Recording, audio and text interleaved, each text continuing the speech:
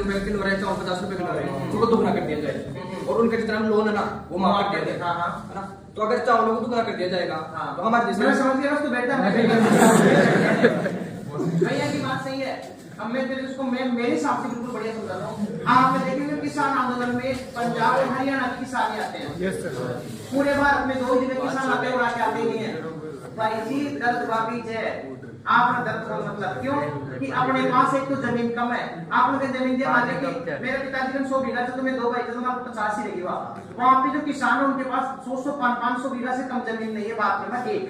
दूसरी, राजस्थान में अपन खेती करते नहीं, मन तो खेत में गए 15 साल होगी गुरु मानना की बात करो मतलब, और आप खुदाबाड़ी के तो आपको 20 साल हो गए खेत में गए काम किए हुए मतलब ये मान लो आपको।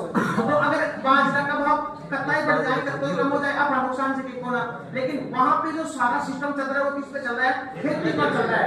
ओरिजिनल बात ये है तो सरकार अगर भाव कम रखती है ना तो सबसे ज्यादा नुकसान उनको होता है। इसीलिए वो किसान कहते हैं कि एमएसपी पे की दरों पर माल खरीदा जाए, तो नुकसान उनको इसलिए वो आगे आके कहते हैं। और रियल बात तो ये भी है कि अगर उत्पादकों की बात की जाए ना तो सबसे सस्ते उत्पादक हमारे भारत में ही है, उनकी सही रेटें मिलना क्या है जरूरी है। आपको क्या लगता है कि जैसे आप गेहूं खरीद रहे मान लो 25 रुपए किलो गेहूं पैदावार हो सकता है क्या?